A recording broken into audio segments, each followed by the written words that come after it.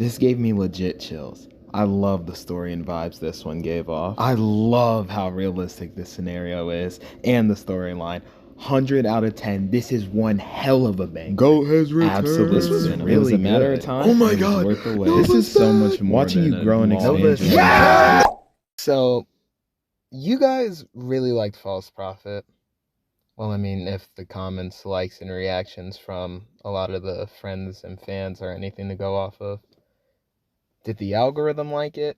Not so much. I mean, Alice did warn me not to drop something so big after being gone for so long. But I'm dumb, and I don't like to listen. Anyway, so, since you guys enjoyed False Prophet so much and voted for this video pretty overwhelmingly, fuck off. I've decided to do something I've wanted to do for a while and show my process for making a scenario. So, I welcome you all today to the making of False Prophet.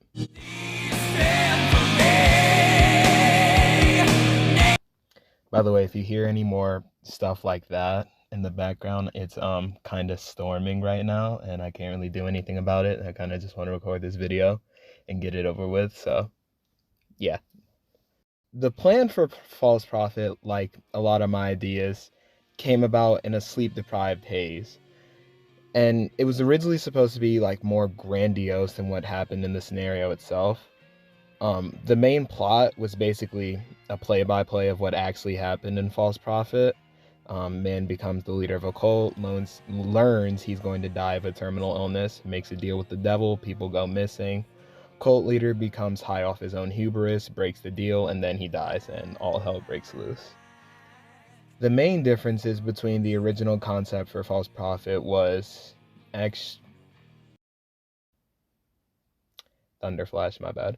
Lost track of what I was going to say. I mean, the main difference between the original concept and what was actually put out is that the religion of the scenario, the Way of the Divines, was originally founded by the man himself, rather than being a religion he just takes over and hijacks. And the religion, or the fools in the religion, end up taking over an entire fictional country instead of just becoming established in one city. The scenario was going to be more of a political religious thriller rather than outright religious horror, since the original plan was for the Way of the Divines to frame themselves as protectors of the country from demonic invasion, while the man himself climbed the ranks of the country's government due to the disappearance of high-ranking government officials.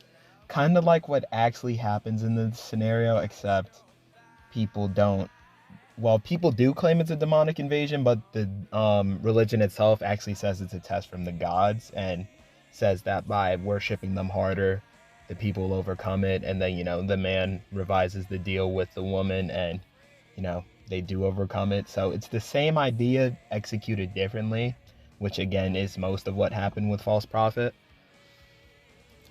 Somewhere between the 25th of January and the 27th, last year, by the way, not this year, I decided to downscale the scenario to just being on the city/county level.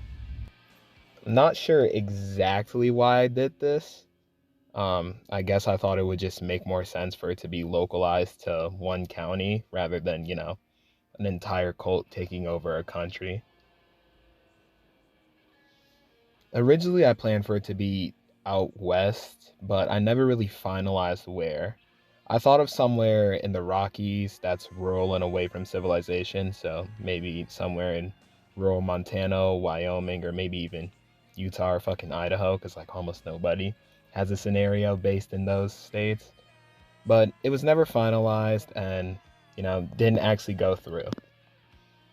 The reason it didn't go through is because by that point, by the time I was originally thinking about False Prophet, it became a running gag that Freeport and northwestern Illinois in general gets blasted in a lot of my scenarios. And I kind of brought it up in Jenny's server and poked fun at it myself, to which June replied by saying, me living in the city of Freeport, Illinois, watching anything out of the ordinary happen in the news, I'm in a supernova hypernova scenario and my death is certain within the hour.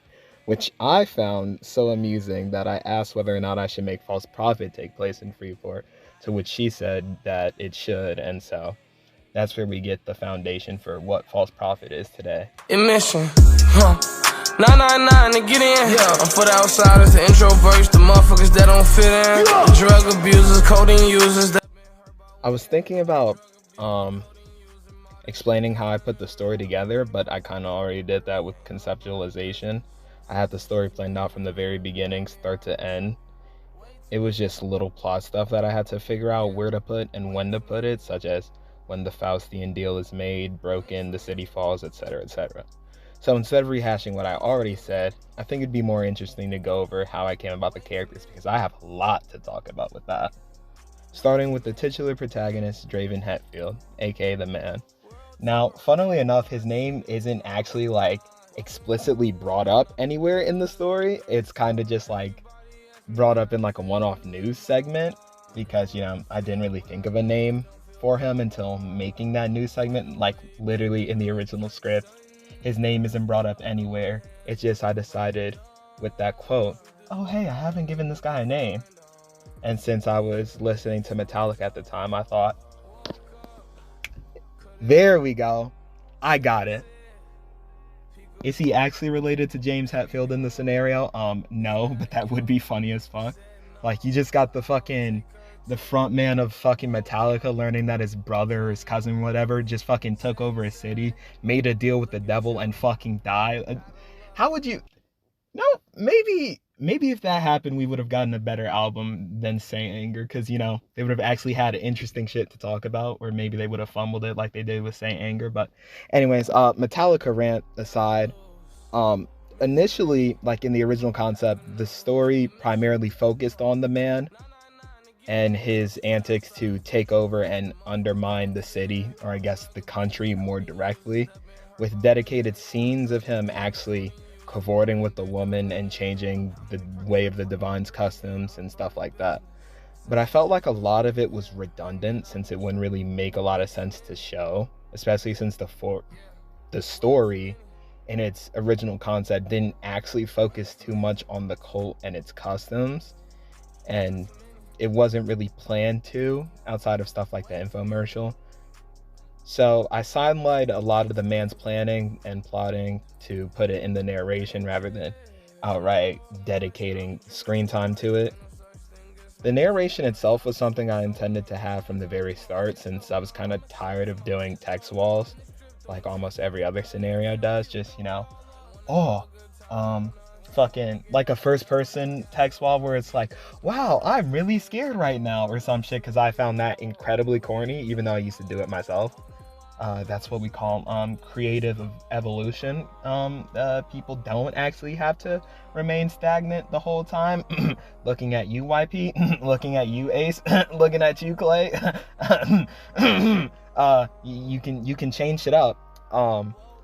That and fucking, I felt like text walls like that kind of killed a lot of viewer retention, especially with more story focused scenarios. Like, say in CWWP, there'd be a lot I needed to explain, a lot of exposition that was there and like was kind of needed for the story to progress, but it was in a scene that wasn't a scene, so it became a text wall. And then you got stuff like this, where like the whole screen is filled with text.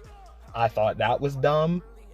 And, you know, obviously niggas don't want to read fucking text walls. They're here for a scenario, they're here for something to engage them. So I thought, rather than having a text wall and have viewers not watch the scenario all the way through, or just skip around important story information, I'd introduce a narrator, since you'd be able to hear what's happening, see what's happening, and, you know, actually engage with the fucking story in front of you.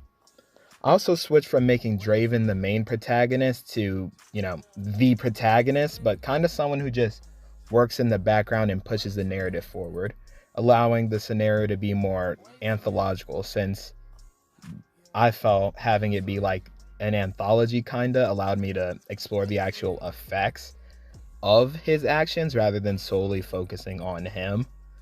As for his design, I didn't really have a clear vision of what I wanted him to look like until this year, after rereading the script to draw some of his scenes.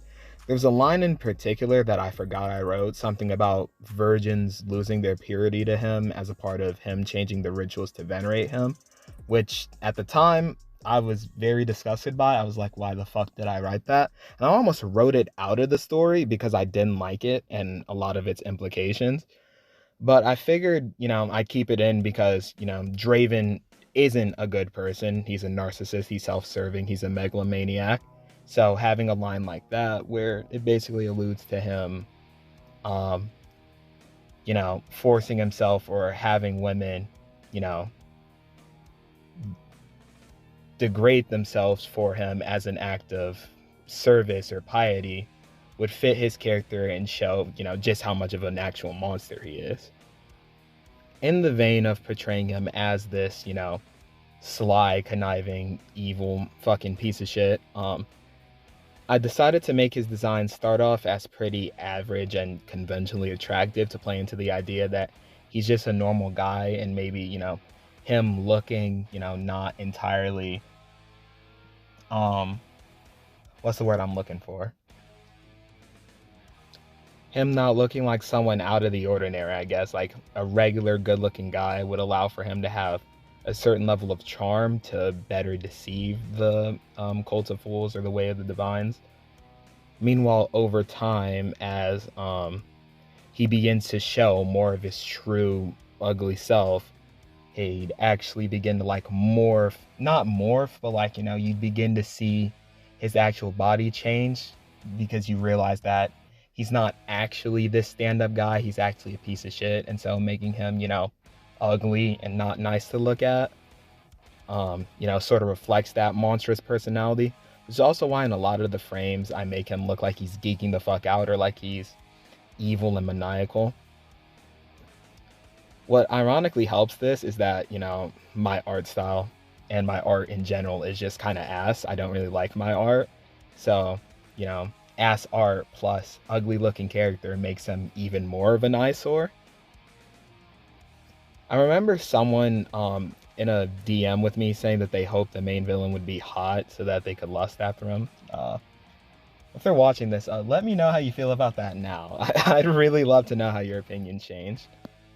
As for his comeuppance and his actual death, not much changed from the original concept except for his actual death scene.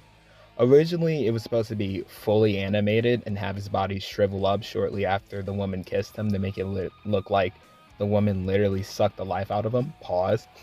Before his corpse burst into flames and he fell over, since, he's now burning in hell, so his corpse, burns. Meanwhile, the little hat thingy he wears would fall into a black abyss before being consumed, which would serve as the transition to the alert montage. Unfortunately, when I actually got around to drawing this scene, I had already announced March 25th as the release date for False Prophet.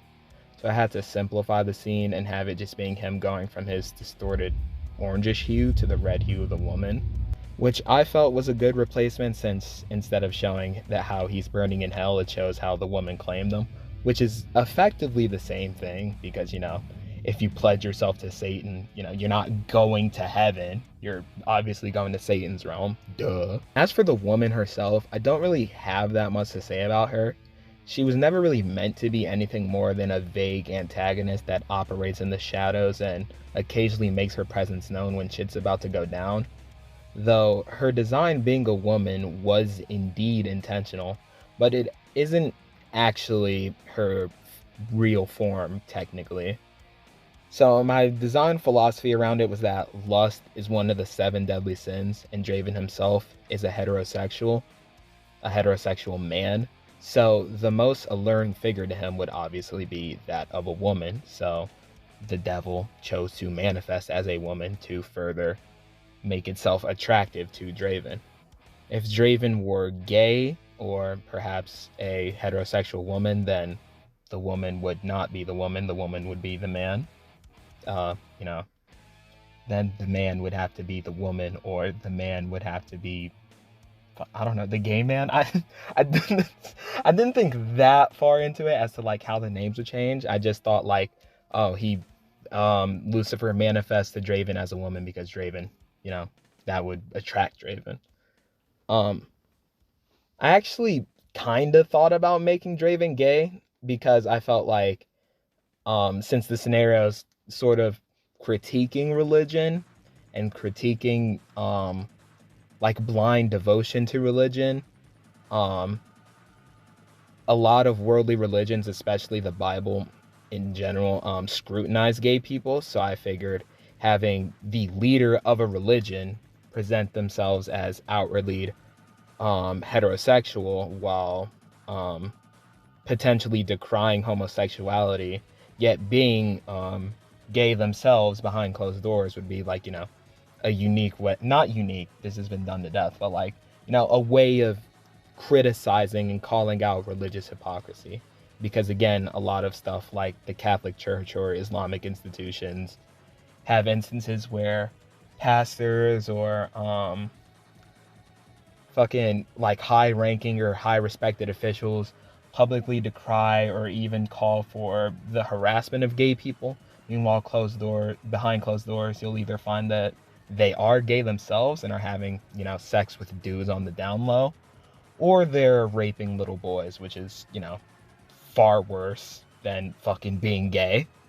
I ended up cutting it out because one, it would be kind of confusing to refer to two men as the man, and also because I thought it would making two, gay dudes the central villains of a scenario might have people misconstrue it as me thinking that homosexuality itself is demonic, which isn't the case. You figure it'd be obvious seeing as,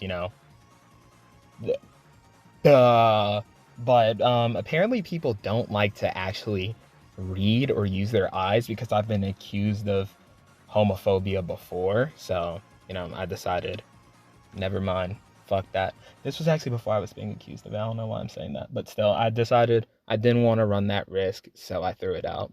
And to me, portraying a woman as the devil, as Lucifer, the monarch of hell, and the embodiment of sin, would, in its own way, sort of call out religious misogyny because, in stuff like Christianity or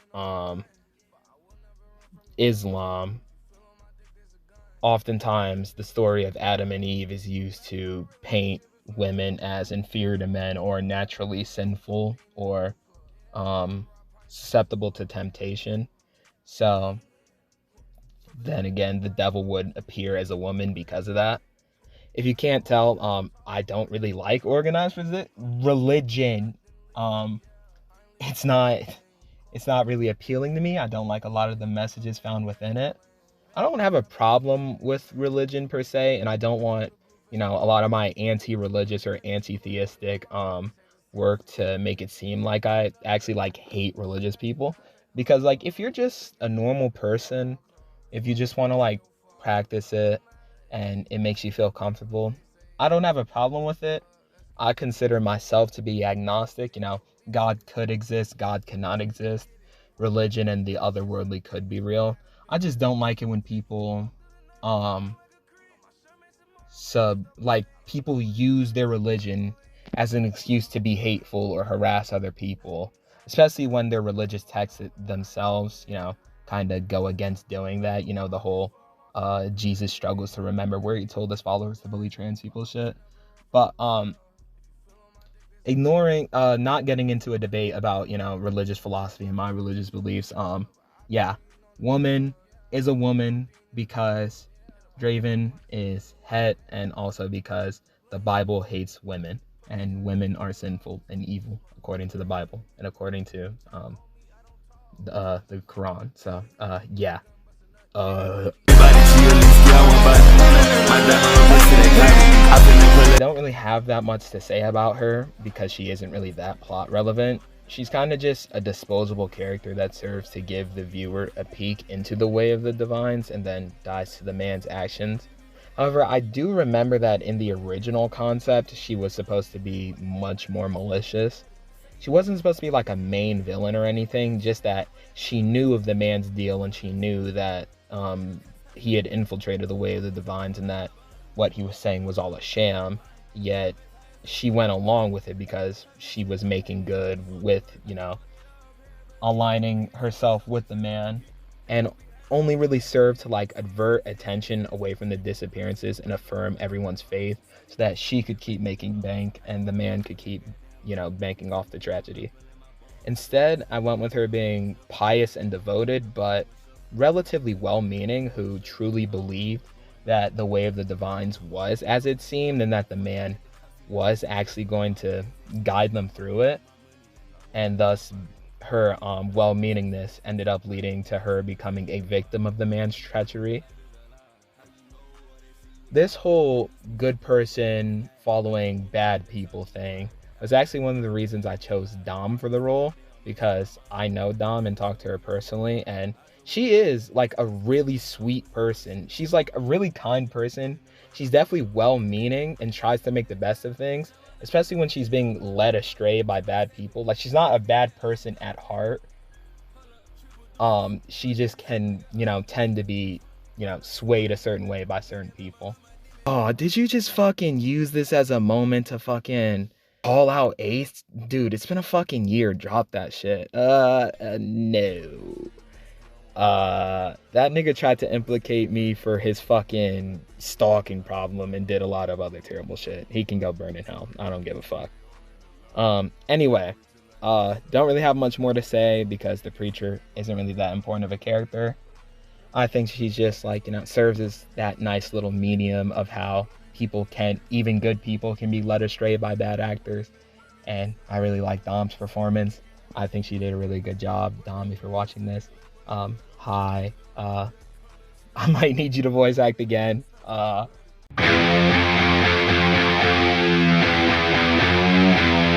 have quite a lot to say about these two, especially since one of them is sort of a secondary protagonist. Maybe not as much as I do about the man, seeing as in the actual story I did explore much of what I wanted to with Madilyn and Alexia, but there's a lot of stuff that I originally planned that didn't actually make the cut that I would like to talk about. And one of those is their actual gender identities. Now, as much as it's become a joke in my server that Mad Alexia is doomed Yuri, that wasn't always the case. I wrote the scenes involving them with masculine and feminine names in mind, with Madilyn's masculine name being Maddox and Alexia's masculine name being Alex, because, duh. So if it ended up being two dudes who got picked for the role, it would have ended up being Doom Yaoi. Or if a dude and a girl took either Maddie or Alexia, we would have gotten Doomed Het, which my server probably would not have liked. I'd actually, damn, what was that voice crack? I had the outcomes of their backstory planned out, like two different versions of their backstory. The first being that if it was actually a heterosexual relationship, they were outcast from, everybody else for being pagan and critical of their old church. And if it was a same-sex relationship, like we got, in False Prophet, because June and Jelly Pop decided to, fulfill the role of Maddie and Alexia, then it would have been them being shunned for being homosexual or lesbian.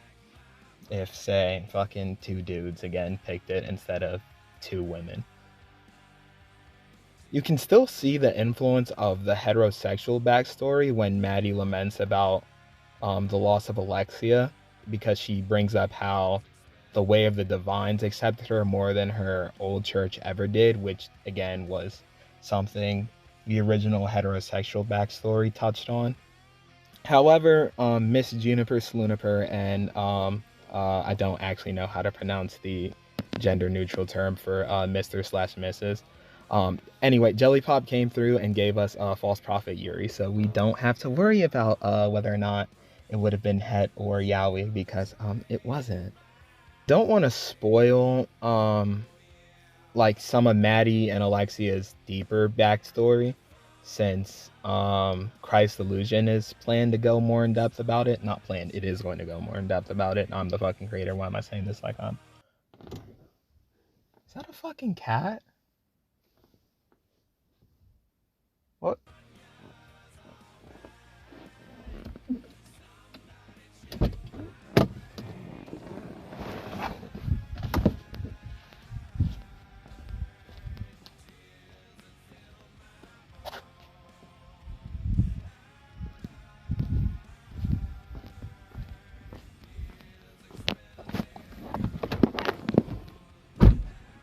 Okay, I guess I'm seeing shit, but where was I going? Oh yeah, Christ's Illusion is planned on, going more in depth about these two's actual backstories, like, how they met and shit. So I'm gonna try not to spoil too much of it, but there was one problem I had with like the original concept between these two, and that was when Madilyn was confirmed to be, cast as a woman, and Alexia was also confirmed to be cast as a woman. I wanted to make Maddie trans and Alexia as one of her main inspirations for coming out as trans, since Alexia would have been a cis woman, and Maddie herself would have been inspired and had a little bit of gender envy of Alexia and wanted to be like her. Meanwhile, Alexia would have been supportive, obviously, and helped her transition. Why was this in the original script? Because, suffering builds character, and I torture all of my original characters. So, yeah. Problem with this is that, if dating Alexia is what inspired Maddie to come out as a woman, then Maddie obviously would have been in the closet prior to the events of False Prophet, meaning that Alexia, when they got together, would have been under the assumption, good lord, that Maddie was a man when she wasn't, meaning that at bare minimum, Alexia would have had to have been bisexual. This isn't necessarily a problem because, I'm bi and I project that onto almost every character I make. But Alexia and Madilyn's main push towards each other, like aside from, them obviously just liking each other romantically, was that Alexia's parents and Madilyn's church were both obviously really homophobic and against same-sex relations. So if Alexia dated Maddie believing that Maddie was a dude, then that wouldn't have been a problem, since to everybody else that would have been a heterosexual relationship. I couldn't really reconcile it then, even though now, like as I'm reading this, I'm thinking, if there was a way I could have made that work if I just gave it a little more thought. But I didn't give it a little more thought, so I left it up in the air as to whether or not Maddie is cis or trans. Meaning that whatever you think about it, I don't really care, because I'm likely going to canonize it one way or the other in Christ's Illusion. Anyway, confused gender ambiguity subplot aside, another concept for Mad Alexia that I had involves the man. And unlike the last one, it's not really lighthearted. It's actually really fucked up. And there's a reason it's cut out. So if you don't want to hear about it, skip to the timestamp on screen. Okay, assuming everybody's gone. You know how I made it say in the original script that Draven made it so that virgins lost their purity to him as a part of one of the cult's rituals? You remember how in the actual final video I called attention to Maddie participating in the cult's rituals a lot? Yeah, you putting two and two together, right? Yeah, Maddie was originally supposed to be one of those virgins. And instead of the confrontation with the false Alexia being happy to see Maddie again, it would have been Alexia shaming and victim blaming Maddie, accusing her of not only never loving Maddie, but also lots of other horrible things to break Maddie's mind before the woman actually revealed herself to not be Alexia and say some fucked up shit like she's glad that she took Alexia away before Alexia could see what Maddie became, which is what ultimately pushes Maddie over the edge and gets her killed. Now, why would I do this to Maddie? Well, despite what it might seem, it's not actually misogynistic torture porn. I don't know if I need to clarify this, but I'm actually not a writer for Terrifier. I don't really like to torture women. in weirdly sexual ways in my stories for no reason. If it's actually supposed to be something inspired by actual real world cults like the Branch Davidians, who had leaders who forced themselves onto women, often underage women, and also again a way to show how fucked up Draven himself as a person is and how much he's perverted and led the religion away from what it originally was. It was also supposed fuck, I cannot speak. It was also supposed to be a way of bringing up the concept, not the concept, but the unfortunate action of corrective rape, which is something that lesbians in the real world face a lot, especially more than any other queer group. And corrective rape itself is often perpetuated by heterosexual men, especially of religious origin. But obviously, something like this is really dark and hits really close to home. It's not something that is entirely kept to fiction, unfortunately. It's something that actually happens. So I ended up cutting it out because I felt it was way too extreme, way too on the nose, and not really something I'm equipped to portray in a way that's respectful or in a way that doesn't seem like I'm endorsing it, especially with the original vision of the woman victim blaming and fucking with Maddie about it.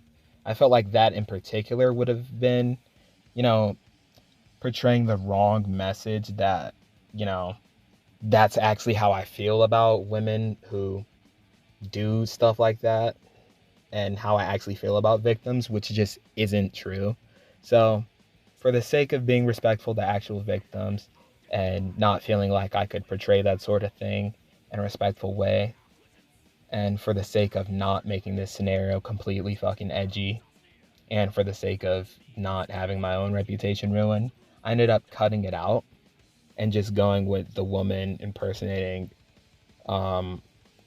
Alexia to fuck with Maddie and get her to, not kill herself, but, lose hope and, just fucking die. Which, according to Jelly Pop, was actually on its own disheartening enough, so I guess I didn't need to make it any darker. Why don't we lighten the mood? Did you know, Maddie, the black and white sweater that she wears for the majority of the scenario, is actually Alexia's? Yeah, so she began wearing it as a way to remember Alexia after she passed. That's also why she wears a little messy bun for the majority of the scenario. What's that? That's not happy at all? That's her way of coping with grief? Well, fuck me for trying to be positive, I guess. I'm just trying to lighten the mood. Whatever. Next character is...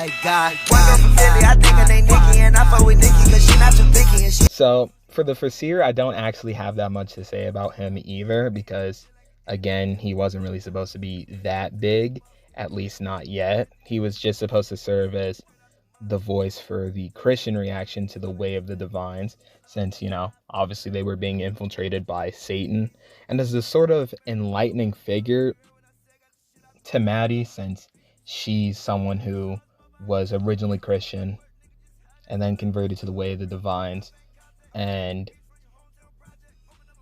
the Foreseer himself is a Christian and doesn't really fuck with the way of the divine. So they were supposed to be like two mediums for each other that help, in Maddie's case, reconcile her religious trauma and hatred of Christianity, and for the Foreseer, help him understand and become more accepting towards the way of the divines. I was actually afraid with his character, especially with him, surviving and in the epilogue being set up to be an important character, that people would take away the message that I'm saying that, oh, Christ is the way, Christ is king, Christianity good, paganism bad, and paganism is the devil, which wasn't the original message at all. Like I said earlier, I don't really fuck with a lot of organized religion in general. Now, again, he's just supposed to be a voice for how Christians in the city are reacting to the demonic takeover. Anyway, in the original concept, there was a scene of him visiting Maddie's house because Maddie had invited him over prior, before noticing that the door was open, which, nobody leaves their fucking doors open. unlocked unless they live in like a really good neighborhood. So that was the immediate first warning to make him think that something was wrong, to which he'd then enter and find Maddie's dead body. And in the original scene, there was the woman who was still in the form of Alexia, like showing up and taunting him how she didn't do anything wrong. She just reunited two lovers, and that all of the Foreseers talk about Jesus ultimately couldn't save Maddie, as a way of just fucking with the Foreseer and like, getting him angry and getting him distraught. I ended up cutting this scene due to time constraints, as well as it clashing with the timeline of the story, since after meeting the Foreseer, Maddie goes home and then she meets the false Alexia and then dies. And if that happened, she wouldn't have had any time to invite the Foreseer over. Now that I'm thinking about it, I probably could have just made the woman impersonate Maddie. Fuck. Anyway, yeah, that was one of the main reasons, but another reason that I cut it was because, like, as I thought about it, I thought, well, if the woman is right there and the Foreseer is right there too, and she's getting in his head and fucking with him like this, she could just kill him then and there because, it's a fucking Christian priest versus the devil. He's not winning that. He's not leaving that encounter alive. So I just ended up writing it out because obviously the Foreseer isn't supposed to be dead. That's why he's alive during the epilogue.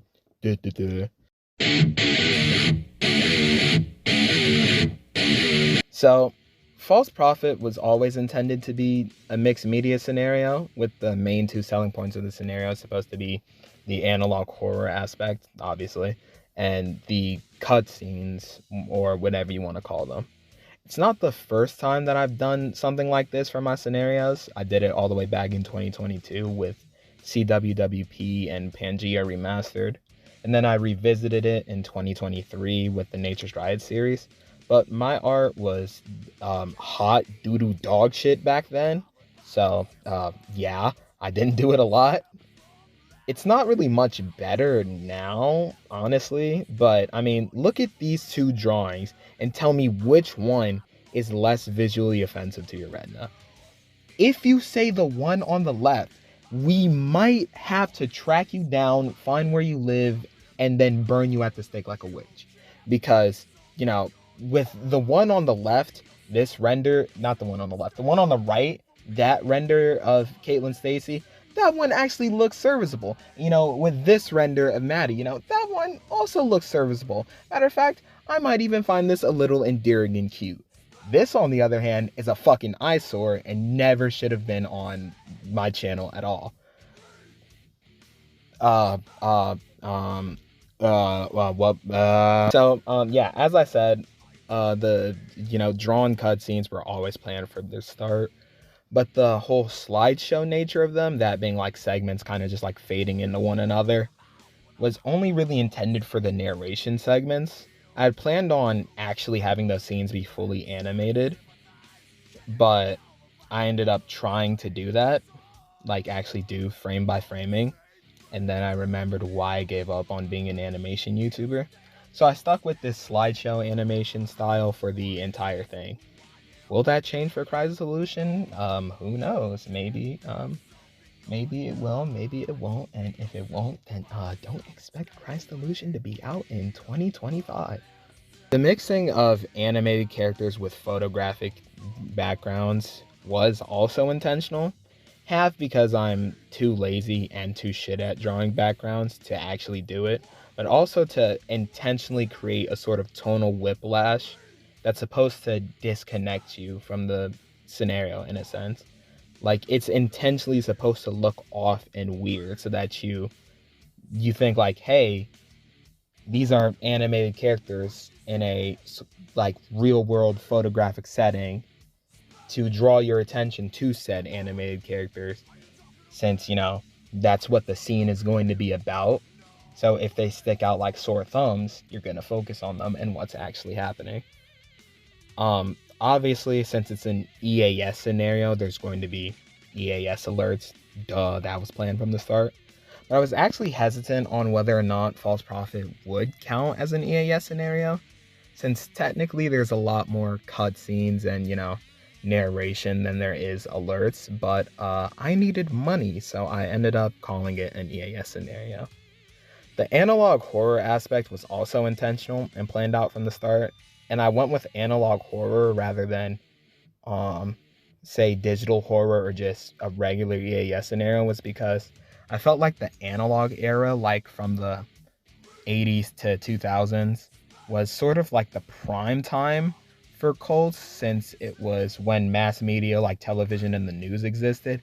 But it was also right before the advent of the internet, where you could easily disprove stuff like this, meaning that if, say, a cult of bad actors wanted to take over, they could easily preach their message through television and stuff like that, but they couldn't as easily get disproved, since if some random Joe Schmo did figure out that, hey, this is a crock shit, they couldn't just post something about it online and have it blow up. They'd have to actually get on radio, get on television, which most people wouldn't be able to do. So a cult would be able to run unimpeded, like with Heaven's Gate or obviously like the Branch Davidians and cults like that. There was also the simple fact that by that point in my YouTube career, I haven't actually tapped into analog horror that much. Like, I made a few analog horror mocks, like a full-length scenario in analog horror with Enigma, but that was about it. Meanwhile, my peers like FT, Enwo, Sarah, and Alice and June had already been cashing in on the genre well before me. The mixture of real-world screens and custom screens was also there because, I love making custom scenes. But I think that love and passion for custom scenes kind of tripped people up a lot, since I didn't really see anybody talking about how like the actual like scenes themselves were based on a lot of real world screens, because that was also intentional. Like I think it was Alert 3. That screen in particular was inspired by the one used in the emergency broadcast system for the Rodney King riots. And then the one in the alert before that was based off of a state monthly test screen that I saw. There were also live action segments planned out for parts of the scenario, such as Maddie walking to one of the churches after the infomercial, then coming home. But I felt like mixing that many different mediums together at once would make the scenario's art direction even less cohesive than it already was, because you have animated cutscenes, you have EAS scenarios, you have overarching story narration, and then you have live action. It's like, okay, what the fuck is this scenario supposed to be? Like, what's going on here? Which, again, for the actual cutscenes was intentional, because you're supposed to focus on the characters. But I felt like having that be animated, but then the live action segments not be, would kind of suspend disbelief a little too much, well, break the suspension of disbelief a little too much, and just overall bloat the scenario. And also, a lot of the live action files were taking too much storage space on my phone, so I had to delete them and upload them to Google Drive to save space, which is why I'm able to, play them now in the background without it taking up space. I think the last thing I want to touch on before wrapping this all up is the actual narration of the scenario. When drawing the scenes, I was originally going for a sort of prophetic painting style, like as if, like, say, a cave drawing or something was changing to show a prophecy or something that was foretold to be. But I ended up going with the style that I did, one, to save time and not have to draw as much or do as much detailed drawing, and also to play around with color messaging. Yeah, I know, shocking, the colors that I use and the designs actually do have a level of symbolism to them. Most of the characters that aren't important to the story have a gray-black gradient to them to, symbolize that they are unimportant, especially the followers of the way of the divine, since to the man, they're nothing more than, convenient pawns. They're fools meant for him to use as he sees fit, follow him around, and throw away when he sees fit. This is why they don't also have mouths or detailed eyes. It's just like white dots and no mouth, because they're only meant to look at and look to the man, and not say anything against him or not question him at all. So there's no need for a mouth, and there's no need for eyes, really, since they're only supposed to be looking at one thing. They serve one purpose. The actual holy deliverance itself has a bright yellow hue that almost makes it hard to see his details, as if he's glowing, because he's actually a holy figure. He's anointed by the divines and is supposed to lead the way of the divines. The man, on the other hand, has a brown orangish hue.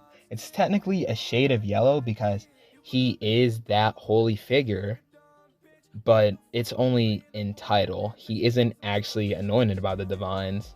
Instead, he corrupts the religion, deceives its followers, and destroys it from the inside. So instead of actually being a holy, pure yellow, he's a more tainted, grungy yellow, because he's still holy, but he's not actually supposed to be. His design also having the most detail, you can actually see his face, see his clothes, see his hair, stuff like that, is also intentional because of his own inflated self of sense.